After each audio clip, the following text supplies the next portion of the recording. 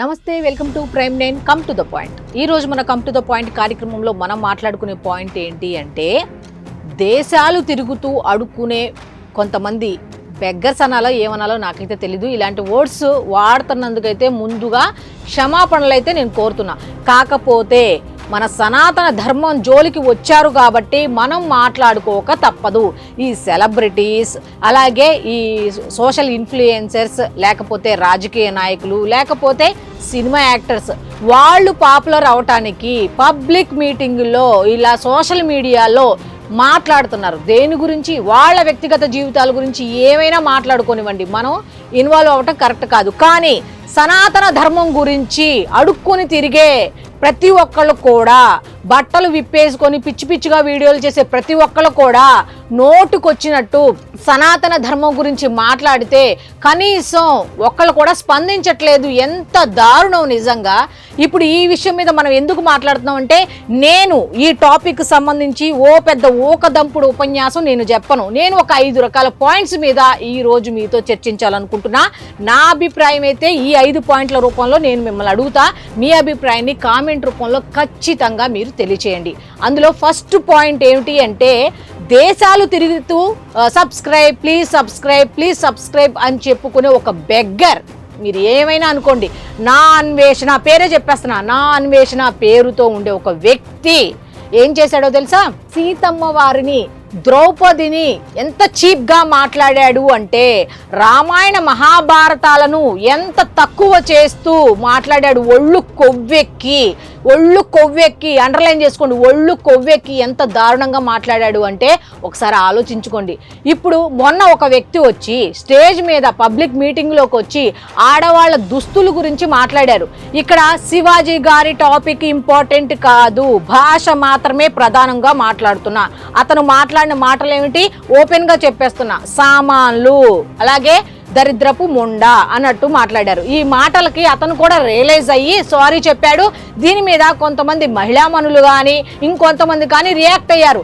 తప్పు, ఆ విధంగా మాట్లాడడం తప్పు అని. కొంతమంది అయితే కరెక్టే, అతను మాట్లాడింది ఇంకా కరెక్ట్ అంటూ జెంట్స్ కానీ లేడీస్ కానీ సపోర్ట్ చేసుకుంటూ వచ్చారు. ఇదంతా ఒక ఎత్తు అయితే, ఈ దేశాలు తిరుగుతూ అడుక్కునే బెగ్గర్ అన్వేష్ ఏం చేశాడు అంటే, సీతమ్మ వారి పేరు, ద్రౌపది పేరు వాడారు. అసలు సీతమ్మ గురించి ఏం తెలుసు నీకు?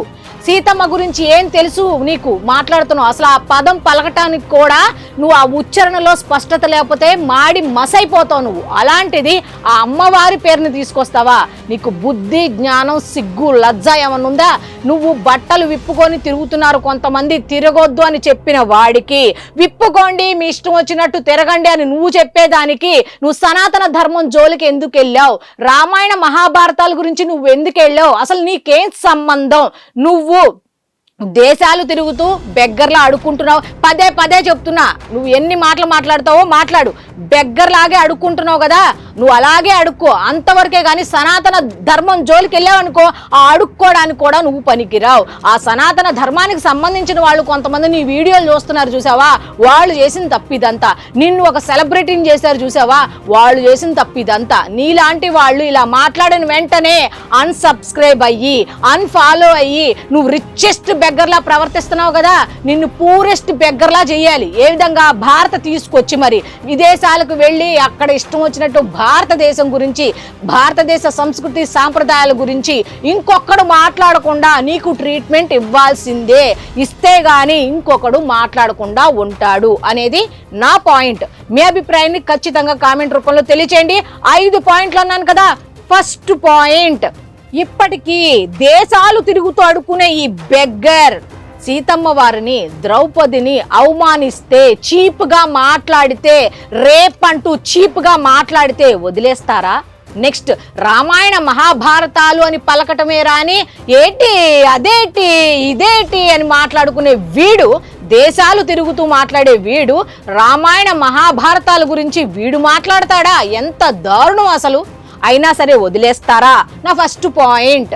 నెక్స్ట్ సెకండ్ పాయింట్, ఇదే మాట ఇదే పద్ధతిలో గనక ఒక ముస్లిం మహిళలను ఉద్దేశించి గాని ఖురాన్ని ఉద్దేశించి గాని ఎవరైనా మాట్లాడితే, ముఖ్యంగా ఈ అన్వేషే గనక మాట్లాడితే ముస్లిం సోదరులు ఊరుకునే వాళ్ళందరూ ఏకతాటి పైకి వచ్చి ఏకమైపోయే వాళ్ళు. ఒక్కసారి ఆలోచించండి. ఇది కులాలకి మతాలకి చిచ్చు పెట్టే మాట కాదు. ఒక్కసారి ఆలోచించండి. ఇదే ఇష్యూ గనక ఏ ఖురాన్కు సంబంధించిందో ముస్లిం యువతలకు సంబంధించిందో మాట్లాడితే ఊరుకునే వాళ్ళ. నెక్స్ట్ నెంబర్ 3, ఇదే మాట ఇదే పద్ధతిలో మేరీ మాత గురించి చెబితే క్రిస్టియన్స్ ఊరుకునే వాళ్ళ?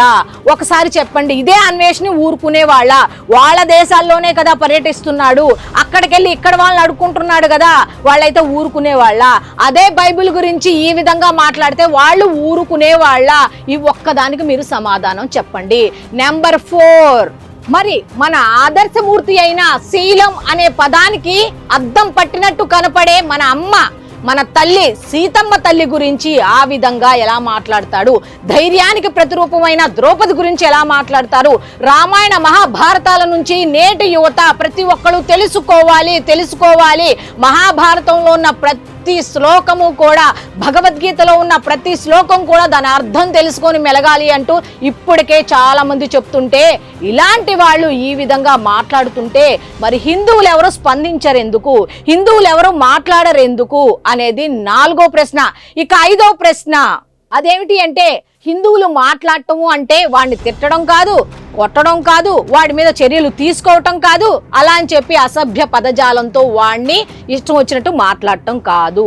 హిందువులు ముఖ్యంగా సనాతన ధర్మాన్ని గౌరవించే వాళ్ళందరూ కూడా అన్సబ్స్క్రైబ్ అవ్వండి, అన్ఫాలో చెయ్యండి వాడిని. వాడు రిచెస్ట్ బెగ్గర్ లాగా విదేశాల్లో తిరుగుతున్నాడు కదా, మనం ఇచ్చిన డబ్బులతోనే, మనం వాడి గ్రూప్స్లో జాయిన్ అవటం వల్ల మనం వేసిన మన సబ్స్క్రిప్షన్ మనం తీసుకున్న మన డబ్బులతోనే వాడు రిచ్గా బతుకుతున్నాడు. ఆ రిచ్గా బతికేవాడు బతకకుండా ఈ పూరెస్ట్ వర్డ్స్ మాట్లాడాడు కాబట్టి వాడికి ఇచ్చే ట్రీట్మెంట్ కూడా రిచ్గానే ఉండాలి అనేది నా అభిప్రాయం. మీ అభిప్రాయం కూడా అదే అయితే అన్సబ్స్క్రైబ్ అవ్వండి, అన్ఫాలో చేయండి వాడిని. హిందువులు సనాతన ధర్మం గురించి మాట్లాడితే ఎంత బిగ్గెస్ట్ ట్రీట్మెంట్ ఇస్తారు అనేది వాడికే కాదు, సనాతన ధర్మం గురించి మాట్లాడే ప్రతి ఒక్కడికి తెలియాల్సిందే. రాజకీయ నాయకులైనా సరే, సినిమా వాళ్ళైనా సరే, యూట్యూబర్స్ అయినా సరే, ఇలా అడుక్కొని దేశాలు తిరిగే వాళ్ళు ఎవరైనా సరే సనాతన ధర్మం గురించి మాట్లాడేటప్పుడు విదేశాలకు వెళ్ళి అలా మాట్లాడే వాళ్ళు ఎవడైనా సరే నోరు అదుపులో పెట్టుకోవాలి. నేను భారత్కు రాను, నేను ఇక్కడే సెటిల్ అవుతా అంటే ఎందుకు రావు? మేము డబ్బులు ఇవ్వకుండా ఆపేస్తే నువ్వు ఎందుకు రావు? నిన్ను అక్కడోళ్ళు పోషించట్లా, ఇక్కడోళ్ళు పోషిస్తున్నారు. అర్థమవుతుందా? కాబట్టి మాట్లాడేటప్పుడు ఒళ్ళు దగ్గర పెట్టుకొని మాట్లాడండి. మన సంస్కృతి మనకి ఏమి నేర్పింది, మన సనాతన ధర్మం మనకి ఏమి నేర్పింది అనే దాని మీద మీరు వాడిని ఏమీ అనొద్దు. మీరు అన్సబ్స్క్రైబ్ అవ్వండి, అన్ఫాలో అవ్వండి. మీరు వాడి గ్రూప్స్లో ఏది జాయిన్ అవ్వద్దు. వాడి వీడియోస్ చూసి ఇంకా వాడిని మేము పెద్దవాడిని చేస్తాం అనుకుంటే ఎవరు ఏం చేయలేరు. ఇప్పుడు వీడన్నాడు, రేపు ఇంకొకడు అంటాడు, ఇంకొక ఆమంటది. ఇలా వదిలేస్తూ కూర్చుంటే బోల్డ్ మంది మళ్ళీ మన మీదే, ముఖ్యంగా హిందువుల మీద, ఈ సనాతన ధర్మం మీద ఈ విధంగా కుట్రపూరితంగానే పడతారు. సో ఇది ఈనాటి కమ్ టు ద పాయింట్ కార్యక్రమం. మళ్ళీ రేపటి కమ్ టు ద పాయింట్ కార్యక్రమంలో కలుసుకుందాం. అంతవరకు సెలవు, నమస్కారం.